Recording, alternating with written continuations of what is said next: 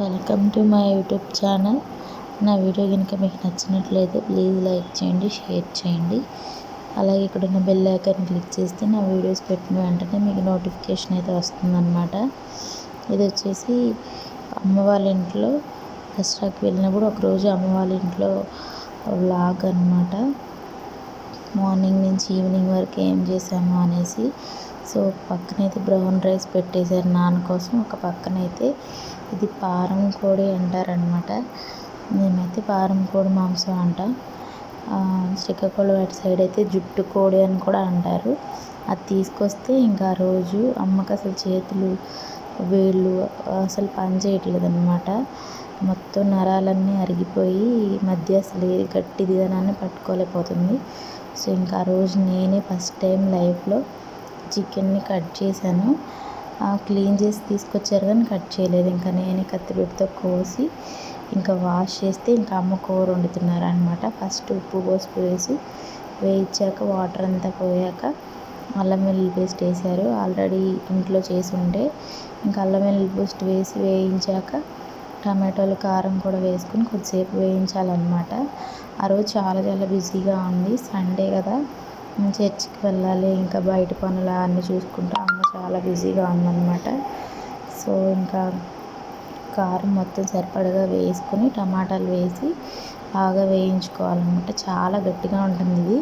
అసలు నాకు before marriage ఇది అసలు తెలియదు. ఇంకా మధ్యలో ఈ హెల్ప్ కోసం నేను కొత్తిమీర పుదీనాలు ఇవన్నీ కట్ చేశాను అనమాట. ఆ రోజు తీసుకొస్తే దేనిలోకి కొత్తిమీర కర్రీలో వాడాం కానీ పుదీనా అసలు యూజ్ చేయలేదు. బట్ ఇంకా నేనైతే క్లీన్ చేసాను తీసుకొచ్చారని పక్కన పడేయకుండా. ఈ మినపప్పు అయితే నేను ముందు చాలా ప్రాసెస్ జరిగింది. ఫస్ట్ వచ్చేసి మినువుల్ని మంచిగా కడిగేసి 2 రోజులు ఆరబెట్టి ఆరాక అప్పుడు మినపప్పుని అయితే పట్టించుకొచ్చారనమాట మిల్లి దగ్గరికి తీసుకెళ్ళి. మినపప్పు వెనకాల ఎంత ప్రాసెస్ ఉంటుందని అస్సలు తెలీదు. ఫస్ట్ మినపగుళ్ళని నీట్గా ఒక పెద్ద టబ్లో వేసుకొని వాటర్తో బాగా కడిగి మట్టిపోయేంత వరకు తరకలు మట్టి అవంతా ఉంటుంది కదా వేస్ట్, అదంతా పోయే వరకు కడిగాక అప్పుడు ఇంకా 2 రోజులు ఎండబెట్టాక అప్పుడు మినపప్పు పట్టించుకొచ్చారనమాట. ఇంకా అది కూడా కొద్ది రోజులు ఎండబెడుతున్నారు అమ్మ. సో ఏమైనా పచ్చిదనం ఉంటే పోతుందని. నెక్స్ట్ వచ్చేసి ఈలోపు చేపలు వచ్చాయన్నమాట. అక్టోబర్ నుంచి చేపల సీజన్ అయితే స్టార్ట్ అవుతుంది. తర్వాత ఇంకా ఉండవు అన్నమాట. వీటిని బెత్తులు, మట్ట గుడిసెలు అలా అని పిలుస్తాం. మీరేం పిలుస్తారో కామెంట్ చేయండి. సో అవైతే క్లీన్ చేయడం చాలా కష్టం. ఇంకా పెద్దమ్మ వాళ్ళు హెల్ప్ తీసుకుని పొయ్యిలో మనం పిడకలు పెడతాం కదా, ఆ బూడిదతో హెల్ప్తో పట్టుకుని చేయాలన్నమాట. లేకపోతే అస్సలు చేతిలో ఉండవు. ఇంకా తల తోకలు తీసేసి క్లీన్ చేసినాక ఉప్పు వేసుకుని ఇలా కడుక్కోవాలి బాగా మిక్స్ చేసుకుంటూ.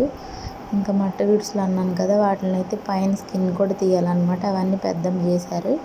ఇంకా మొత్తంగా ఫైనల్గా అమ్మ అయితే ఇలా క్లీన్ చేస్తుంది. మధ్యలో చికెన్ కూర చూసుకుంటూ ఇంకా వాటర్ కూడా వేసేసింది అనమాట కంప్లీట్గా. అటు చికెన్ చూసుకోవడం, మళ్ళీ చేపలు చేయడం, మధ్యలో ఇంకేదైనా పనులు చేసుకోవడం చాలా బిజీగా ఉంది.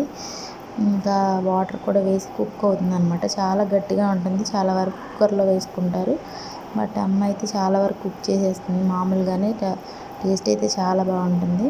ఇంకా దానిలోకి ఎగ్స్ లివర్ కూడా వచ్చింది, ఇందాక చూపించాను కదా. ఆ ఎగ్స్ని లాస్ట్లో వేయాలి. ఫస్ట్ వేస్తే మొత్తం నీచు వాసన వస్తుందన్నమాట, పగిలిపోయి. ఫైనల్గా కర్రీ అయితే చాలా బాగా రెడీ అయిపోయింది. మనం ఇంకా కొత్తిమీర క్లీన్ చేసి కడిగి ఇంకా గార్నిష్ కోసం వేసాను అనమాట. ఈ కూర అయితే నేను పెళ్లి తర్వాత అత్తయ్య వాళ్ళ ఇంట్లో ఎక్కువ కొబ్బరి అన్నంతో చేసి తినడం తెలుసు, కానీ మాకు ఎప్పుడు బాయిలేరు మాంసం స్కిన్లెస్ తీసుకురావడమే కానీ నాన్న ఎప్పుడు ఇది ఎక్కువ తెచ్చేవాళ్ళు కాదు. ఈ మధ్య వాళ్ళు కూడా 1.5 year నుంచి బాగా ఈ మాంసమే తెచ్చుకుంటున్నారనమాట. సో ఇంకా ఆ రోజు కూడా ఇంకా అదే తీసుకొచ్చారు.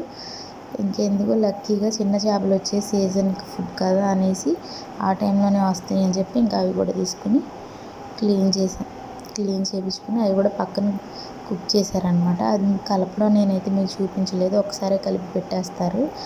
ఇంకా చూపించడం అవ్వక ఇంకా కర్రీ అయితే అయిపోయింది. చికెన్ కర్రీ చేసాం, పక్కన చేపల కూర కూడా చేసాము. ఆ రోజు హెల్త్ బాగాక నేనైతే చికెన్ కర్రీ అసలు తినలేదు, కానీ చేపల కూర అయితే నేను కొద్దిగా టేస్ట్ చేశాను. చాలా బాగున్నాయి. 2 కూరలు టేస్ట్ అయితే చాలా బాగున్నాయంట. నా హెల్త్ ఇష్యూ వల్ల నేను చేపల కూర కొద్దిగా తిన్నాను. టేస్ట్ అయితే చాలా చాలా బాగుంది. ఇట్లా దగ్గరగా వండాలన్నమాట ఆయిల్ పైకి వచ్చే వరకు. కరివేపాకు అయితే మస్ట్. ఇంకా నార్మల్ రైస్ చేస్తే దానిలో కొద్దిగా వేసుకుని తిన్నాను. చాలా టేస్ట్ బాగుంది. ఇది ఈ సీజన్లోనే దొరుకుతాయి కాబట్టి కంపల్సరీ తినాలన్నమాట. వీడియో నచ్చితే లైక్ చేయండి. ఈ మినపప్పు పట్టించుకొచ్చాక కూడా ఎండబెట్టినాక వీటిని ఒక పెద్ద గిన్నెలు ఉంటాయి కదా దబరాలు, దాంట్లో వేసి బండితో దంచితే ఇంకా దానికి ఉన్న మొలకలు లాంటివి కానీ పొట్టు కానీ చాలా వరకు పోతుందంట. దాన్ని అయితే చాట్లో వేసి చెరిగితే ఇంకా ఆల్మోస్ట్ మనం పొట్టు మినపప్పు నానవేసినా కూడా ఆ పొట్టే కానీ ఇంకా మిగతా ఏం డస్ట్ రాదంట. ఇంత ప్రాసెస్ ఉంటుందని మినపప్పు వెనకాల అస్సలు తెలియదు అనమాట నాకు. ముందు మినువులు కడగాలి, మళ్ళీ క్లీన్ చేసుకొని కడిగాక ఆరబెట్టాలి. ఆరబెట్టాక మంచిగా ఆరిన తర్వాతే మిషన్ దగ్గరికి తీసుకెళ్ళి మిల్లులో పట్టించుకురావాలి. పట్టించుకొచ్చాక కూడా బాగా ఎండబెట్టి మళ్ళీ ఒక దబరా లాంటి దానిలో వేసి బండతో దంచి పొట్టంతా తీసేయాలి చాలా వరకు. ఆ పొట్టుని మళ్ళీ ఇలా చెరిగితే కానీ పోతుంది. ఆ తర్వాత మనం పొట్టు మినపప్పు నానబెట్టుకుని ఇడ్లీకి అట్టుకు వేసుకోవచ్చు అన్నమాట. పొట్టు మినపప్పు తెచ్చి నానబెట్టుకుని ఇడ్లీ చేసుకోవడం, దోశ చేసుకోవడం తెలుసు కానీ బ్యాక్ అండ్ ఇంతవరకు ఉంటుందని అస్సలు ఎక్స్పెక్ట్ చేయలేదు. అంతా వీడియో అవ్వక నేను ఇంక ఫొటోస్ వైజ్గా మీకు చూపించాను అనమాట. హెల్తీ బ్రేక్ఫాస్ట్ అనుకోవచ్చు మనం ఇంట్లోనే చేసుకుని ఇలా తినడం వల్ల. అంతేకాదు పొట్టు మినపప్పులోనే మంచి బెనిఫిట్స్ ఉంటాయి గుళ్ళు పప్పు కంటే. నెక్స్ట్ వచ్చేసి ఈవినింగ్ ఇలా ఊరికి గార్డెన్ వీడియో చేశాను కదా, అమ్మ వాళ్ళ ఇంట్లో ఏమేమి మొక్కలు ఉన్నాయనేసి. మంచి రెస్పాన్స్ ఉందనేసి ఏమేమి ఫ్రూట్స్ వచ్చాయో చూస్తే మంచిగా చాలా బత్తాయిలు వచ్చాయి, సీతాఫలం వచ్చింది. ఇంకా అవన్నీ చూసి కట్ చేసుకుని జ్యూస్ అయితే చేసి ఇచ్చానమాట నాన్న వాళ్ళకి, తమ్ముడు వాళ్ళకి. బత్తాయిలు అయితే అంతకుముందు మ్యారేజ్ టైం అప్పుడు నేను ఒక మ్యారేజ్కి వెళ్ళి చూసినప్పుడు వీడియో తీసినప్పుడు అయితే నార్మల్గానే ఉన్నాయి. ఇప్పుడైతే పెద్దగా అయ్యాయి. సీతాఫలం కూడా చాలా వచ్చాయి అన్నమాట.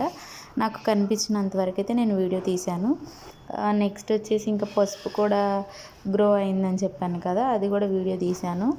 గోంగూర కూడా మంచిగా వచ్చిందనమాట. మా అక్క వాళ్ళ ఇంట్లో వేసారంట, ఎదురుగానే ఉంటుంది ఇల్లు వాళ్ళది కూడా. భలే వచ్చింది. ఆ గోంగూరతో అమ్మ మంచిగా పచ్చడి చేశారు. ఆ పచ్చడి వీడియో కూడా నేను పోస్ట్ చేస్తాను నెక్స్ట్ వ్లాగ్లో. ఇది వచ్చేసి ఇంకా పసుపుని తీద్దామనేసి అనుకున్నామన్నమాట. బట్ ఇంకా నేల నారితే దుంప చాలా బాగుంటుందంట. ఆరకుండా తీస్తే ఏంటంటే అంత డ్రై ఉండదు. సో అందుకే ఆరాక తీయాలని చెప్పేసి మేము ప్రస్తుతానికి వీడియో కోసం కొంచెం అయితే తీసుకున్నాను, తమ్ముడితో తీయించాను అనమాట. ఎక్కువ చాలా వచ్చింది, బట్ నేనైతే కొద్దిగానే వీడియో కోసం తీసాను అనమాట. తీసింది కూడా కొంచెం వాటర్గా ఉంది, రైనీ సీజన్ కదా, మొత్తం కింద ఆరలేదన్నమాట. నేల నారి పైనుంచి బాగా ఎండపడుతూ ఆరుతూ ఉంటే ఇంకా దుంప బాగా ఇంకా మంచిగా స్ట్రాంగ్గా ఉంటుంది, హెల్తీగా ఉంటుంది అనేసి అన్నారు. ఇంకా సో నేను అందుకే అంత వేస్ట్ చేయడం ఎందుకని కొద్దిగా తీసి, అసలు స్మెల్ కానీ ఆ కలర్ కానీ అంత బాగా నచ్చిందంటే నేను షార్ట్స్లో కూడా ఇవన్నీ పోస్ట్ చేశాను. చూడని వాళ్ళు ఉంటే ఒకసారి చూడండి. ఎంత హ్యాపీగా అనిపిస్తుందో గార్డెనింగ్ వర్కింగ్లో సాటిస్ఫాక్షను. నెక్స్ట్ వచ్చేసి ఇది షుగర్ ఉన్న వాళ్ళు కంట్రోల్ అవ్వడానికి ఈ ఆకులను అయితే తింటారంట. ఇది ఇన్సులిన్ ప్లాంట్ అని అంటారని చెప్పి చాలా వీడియోస్లో కూడా నేను చూశాను. ఇది మా ఇంట్లో ఉండడం నాకు చాలా హ్యాపీగా అనిపించింది. అలాగే దీన్ని యూజ్ చేసి షాంపూస్, కండిషనర్స్ కూడా తయారు చేస్తారంట. దీనికి ఉన్న మొగ్గలు లాంటి పూలు ఉన్నాయి చూడండి, రెడ్ కలర్వి. వాటిని ప్రెస్ చేస్తే లైక్ షాంపూ లానే వస్తుందన్నమాట. హనీ టైప్ లాగా గ్రీజీగా ఉంటుంది. దాన్ని నేను వాటర్లో వేస్తే ఫోమ్ కూడా వస్తుందన్నమాట. దీని యూజెస్ అయితే ఇలా ఉంటాయంట. షాంపూస్లో, కండిషనర్స్లో బాగా యూజ్ చేస్తున్నారని కూడా నేను యూట్యూబ్ వీడియోస్లో చూశాను. ఇది వచ్చేసి ఒకరోజు అమ్మ వాళ్ళ ఇంట్లో దసరాకి వెళ్ళినప్పుడు అనమాట, మీతో షేర్ చేయాలనుకున్నాను. నచ్చితే లైక్ చేయండి. Please do subscribe my channel. Bye guys.